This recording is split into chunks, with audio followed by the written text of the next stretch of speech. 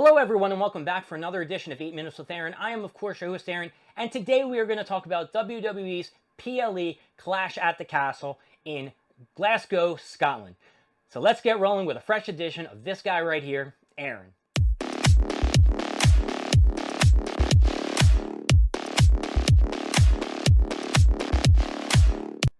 The first match that we had was AJ Styles vs. Cody Rhodes in an I Quit match for the WWE Undisputed title. This match was insane. It was one of my favorite matches of the night, not just because it was an I Quit match, it was because there was so much involved in the story throughout the match. Though I can't go through everything, I'm just going to give you some of the highlights. There was a lot of back and forth. Cody missed a Cody cutter. AJ Styles missed a phenomenal forearm. They went to the outside. They went through some tables. They went through the announce desk. They did a lot of high-flying moves to the outside of the ring. Cody Rhodes' mom got involved. There was a couple smacks getting to AJ Styles. AJ Styles picked up a chair and beat the crap out of Cody Rhodes, yelling at Cody's mom, "This is your fault. Tell your son to quit. Tell your son to quit." There was even a spot where Cody Rhodes was knocked out cold. And AJ Styles told the ref, "Hey, he's out. Come on. This is it. I'm the champion." But the ref said, "Listen, he's got to say I quit." Cody Rhodes got, a sleeper hold on him. AJ Styles got the half crusher. And Cody would just not quit. AJ Styles wouldn't quit. And it went down to AJ Styles getting some handcuffs, locking up Cody Rhodes, and beating him with a chair. He turned away from him for a couple seconds. Cody Rhodes was able to escape, unlock the wrists. And then he got the chair, beat the crap out of AJ Styles, 3 crossroads on his steel chair, threw him into the corner, locked his arm to the bottom rope, and then got the steel steps and was like, "Yo, I'm going to throw this shit at you if you don't quit." And AJ Styles quit. And then you know what happened? Cody Rhodes threw the freaking chair, the stairs at him anyway. So we hit him, and they were both busted open. It was a great match. If you need to go and watch it, you do need to go and watch it. It's not if you need to go and watch it. You should go and watch it, because my explanation was nowhere near the great experience that the match was. And after the match, the Bloodline attacked Cody Rhodes. Out came Kevin Owens and Randy Orton for the save, and that was the end of that match. The next match that we had was the women's tag team title match, a triple threat match with Bianca Belair and Jade Cargill versus Sonya Blazer and Zoe Stark versus Alba Fire and Alsa Dawn.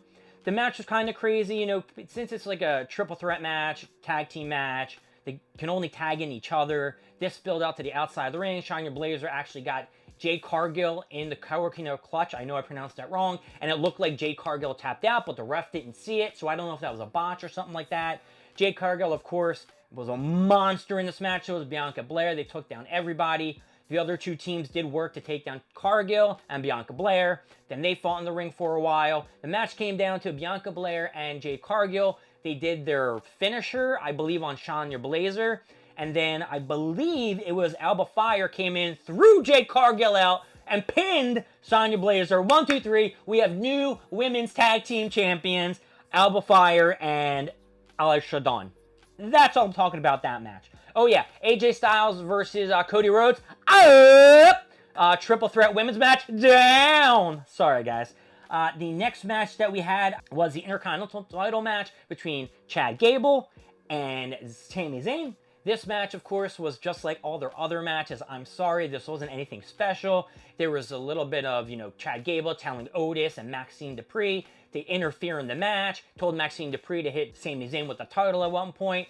Sami Zayn took that opportunity, which he's been doing a lot once Chad Gable's been distracting Otis, did a hell of a kick, almost hit Maxine Dupree, stopped. Gable with a German suplex, got him in the ankle lock. He rolled out of it, Sami Zayn, threw Gable into Maxine Dupree. Maxine Dupree got knocked down.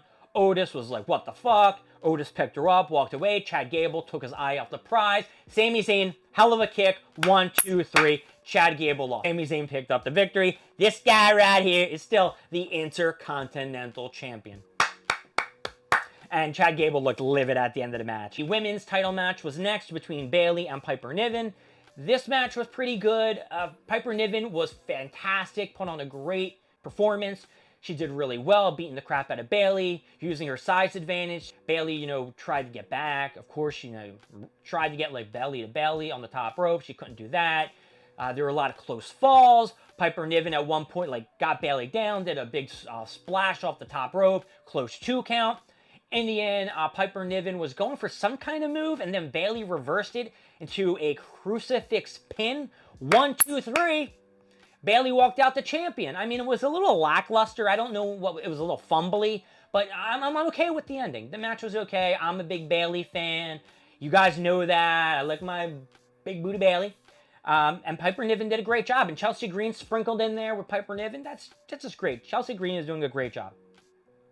The next match, hopefully I'm not running out of too much time. Oh, I'm not running out of too much time. I think we're at the final match, right? Yeah. Great. I thought I was going to run out of all time here, people. It was Damian Priest, champion, versus Drew McIntyre. Why do I feel like I'm missing a match? Maybe I'm not. Maybe I'm not. I don't know. Maybe it was just 5 matches. Drew McIntyre versus Damian Priest was a great match. Throughout the match, there was a lot of, like, oh shit moments. Damian Priest got his ankle tied up in the rope, and he kind of worked on that. I'm not sure if he actually really did. Maybe pull a muscle or something like that. I hope Damian Priest isn't injured. Drew McIntyre was a beast. The Glasgow crowd was behind him. They wanted him to win. But we all knew what was going to happen in the end. If you are a wrestling fan, you know that CM Punk was going to have to get involved somehow. But how is he going to get involved? Well, here's what happened, folks. There was a spot where the ref, at first I thought maybe the ref kind of like effed up and he almost got hurt, and then he dodged out of the way. He got hit into the corner. Drew McIntyre was running at Damian Priest, and the ref jumped out of the way, rolled out of the ring, tweaked his ankle. He rolled back into the ring, and then all of a sudden, he got smashed and got hit out of the ring again, and there was no referee. Drew McIntyre used that opportunity to hit Claymore on Damian Priest, and then he went for the cover. The crowd was counting. They were up to 9, and then all of a sudden, you saw Spotlight coming down the rampway like it was a new referee jumping into the ring. Referee came in. 1, 2, oh! You ain't getting that 3, motherfucker! Because it was CM Punk, of course. You could see the slick back hair. Of course, it had to be CM Punk. Looked at Drew McIntyre, was like, not when I'm a referee. Drew McIntyre got up, got into CM Punk's face. They got in a little bit of a toggle, and then CM Punk gave him a low blow, and then Damian Priest did a South of Heaven. That's not it. The choke slam thing. I don't really know what it's called. It's probably the South of Heaven or something like that. 1, 2, 3. Damian Priest pulled up the victory, and Drew McIntyre lost.